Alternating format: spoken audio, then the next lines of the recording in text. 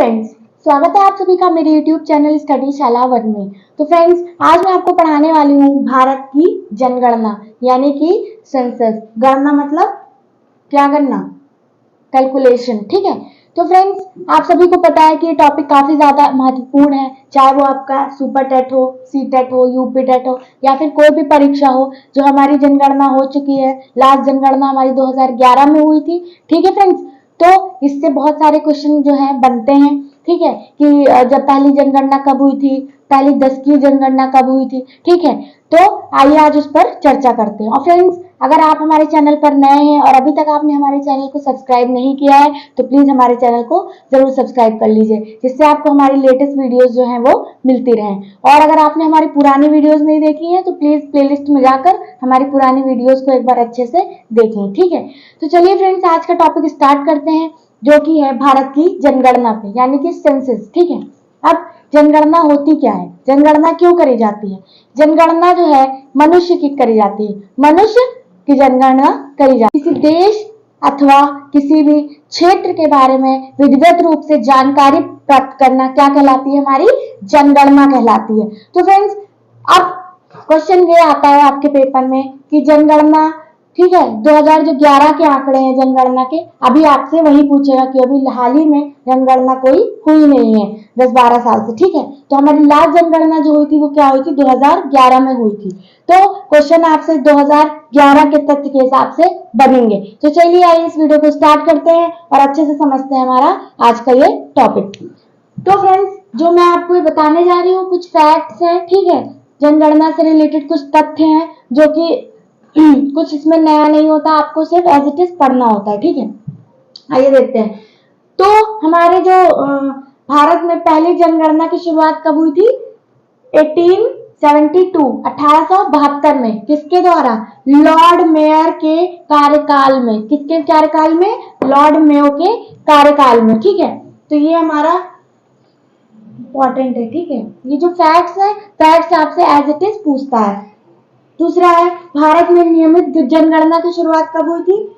1881 में, Lord Ripon के कार्यकाल में। ठीक है, तो चर्चा कर लेते हैं भारत की जनगणना पे, यानी कि हमारी जो सेंसस है इसके कुछ इंपॉर्टेंट तथ्य हैं, फैक्ट्स हैं जो कि आपको पढ़ने पड़ेंगे। ठीक है, तो हमारे भारत में पहली जनगणना की शुरुआत कब हुई थी? सन 1872 में। किसके शासनकाल में? लॉर्ड मेयो के शासनकाल में। ठीक है, कार्यकाल में।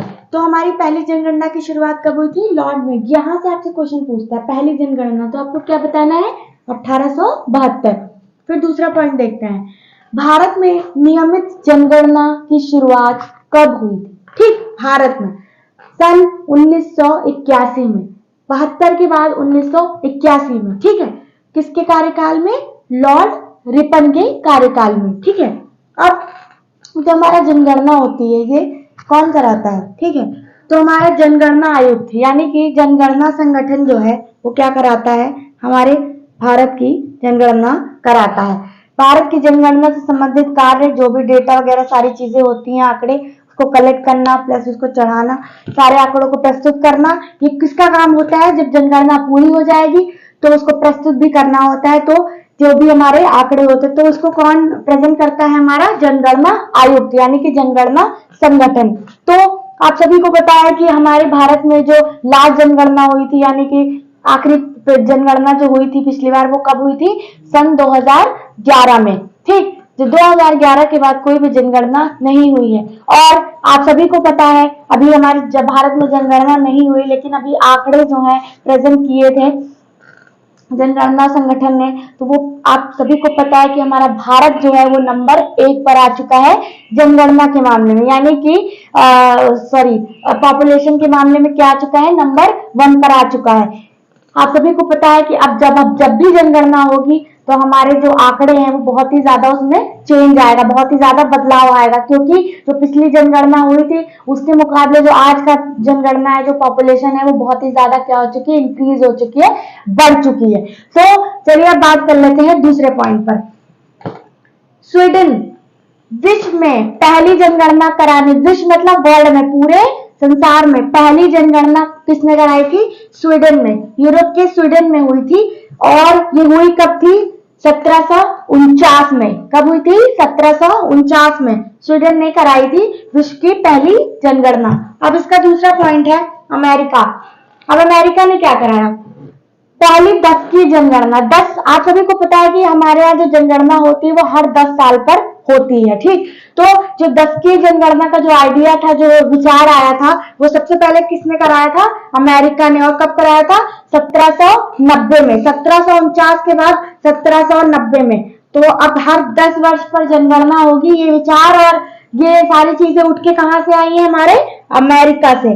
तो ये वाले भी पॉइंट्स बहुत ज्यादा इंपॉर्टेंट है। जितने ये पॉइंट्स हैं, यहां से, यहां से, यहां से और यहां से, ये जो तथ्य हैं ये इसमें पॉइंट्स में पूछ लेता है आपसे, और किसके कार्यकाल में हुई ये पूछ लेता है, और पहली 10 की जनगणना कहाँ हुई और पहली विश्व की जनगणना कहाँ हुई। तो ये रहे कुछ। चलिए अब अगला देखते हैं। अगला पॉइंट देखते हैं। हमारा अगला पॉइंट क्या है? स्वतंत्र भारत की पहली जनगणना कब हुई थी? यानी कि हमारा भारत जो है आजाद कब हुआ था? 15 अगस्त 1947 को आजाद हुआ था। और उसके बाद हमारी जनगणना कब हुई थी? 1951 में। ठीक है फ्रेंड्स, यानी कि हमारे भारत के आजादी के बाद की जो पहली जनगणना थी वो 1951 में हुई थी। ठीक है। अब उस समय जनगणना आयुक्त कौन थे हमारे स्वतंत्र भारत के? वो थे आर्य गोपाल स्वामी। आर्य गोपाल स्वामी जो थे वो हमारे क्या थे? जनगणना आयुक्त थे। चलिए, तो फ्रेंड्स ये रही कुछ हमारी इंपॉर्टेंट फैक्ट्स जो कि हमारे आजादी से पूर्व और आजादी के बाद की बातें हैं। ठीक है। अब हम बात कर लेते हैं हमारे 2011 की जनगणना के तथ्य यानी कि फैक्ट्स। तो 2011 की जनगणना से ही क्वेश्चन बनेगा क्योंकि अभी नई जनगणना नहीं हुई है। तो 2011 की जनगणना के अनुसार ही आपको क्या करना है? अभी आंकड़े जो है वो याद करने हैं। जो हमारी पुरानी जनगणना है वही चल रही है। चलिए देखते हैं। तो 2011 के जो जनगणना हुई थी उसका जनगणना आयुक्त कौन था? डॉक्टर सी चंद्रमौली साहब थे। कब? जब हमारी 2011 की जनगणना हुई थी तो हमारे जनगणना आयुक्त कौन थे? Doctor C Chandramouli. ठीक है, ये हमारे कौन थे? 2011 की जनगणना के आयुक्त थे। अब अगला पॉइंट देखते हैं। हमारे 2011 की जो जनगणना हुई थी उसका आदर्श वाक्य क्या था, यानी कि नारा क्या था? तो उसका नारा था, ठीक, उसका नारा क्या था? हमारी जनगणना हमारा भविष्य। ये भी क्वेश्चन में आपसे पूछ लेता है। क्या पूछता है? Our census our future. ये क्या थी? हमारा 2011 का जो जनगणना का जो वाक्य था यानी कि नारा था वो क्या था? हमारी जनगणना हमारा भविष्य था। तो चलिए अब अगला घनत्व पर। जनसंख्या घनत्व होता क्या है? अगर हमें किसी एक एरिया का जनसंख्या घनत्व निकालना है तो यानी कि हम 1 किलोमीटर के दायरे में जो भी लोग रहते हैं हम उनका क्या करेंगे? जनसंख्या घनत्व कैसे निकालेंगे? 1 किलोमीटर में रहने वाले लोगों की संख्या के आधार पर हम जनसंख्या घनत्व निकाल सकते हैं। ठीक है। तो 2011 की जो जनगणना थी उसका जनसंख्या घनत्व क्या था? 382 किलोमीटर प्रति किलोमीटर स्क्वायर। ठीक, ये था हमारा क्या? 2011 की जनगणना का क्या? जनसंख्या घनत्व। अब आइए बात करते हैं किस पर कि जनसंख्या घनत्व के मामले में मैक्सिमम कहां था और मिनिमम कहां था, मतलब ज्यादा कहां पे जनसंख्या घनत्व था और सबसे कम जनसंख्या घनत्व कहां था। वो राज्य कौन कौन से है? आइए उस पर चर्चा करते हैं। बात करी भारत की जनसंख्या घनत्व पर। अब हम बात करते हैं कि हमारे जनसंख्या घनत्व सबसे अधिक किस राज्य में था 2011 की जनगणना के अनुसार और सबसे कम किस राज्य में था? तो सबसे अधिक कहां था? हमारा बिहार में जनसंख्या घनत्व, यानी कि प्रति 1 किलोमीटर स्क्वायर में कितने लोग रहते हैं ये बताता है क्या? हमारा जनसंख्या घनत्व। तो कितना था? 1106। और सबसे कम कहां था? अरुणाचल प्रदेश में। ठीक है, अरुणाचल प्रदेश में था। ठीक, सबसे क्या कम कितना था? मात्र 17 किलोमीटर प्रति स्क्वायर। ठीक, अब बात कर लेते हैं हमारे केंद्र शासित प्रदेश में जनसंख्या घनत्व के बारे में। तो सबसे अधिक कहां था? हमारा दिल्ली। आप सभी को पता है, छोटा तो है जिला बट क्या है? बट वहां पे राज्य में क्या है? पॉपुलेशन बहुत है, आबादी बहुत है। और सबसे कम कहां था? हमारा अंडमान और निकोबार में। अब भारत की जनसंख्या 2011 की जनगणना के अनुसार कितनी थी? तो हमारी कितनी थी? 121 करोड़। ठीक, और सबसे अधिक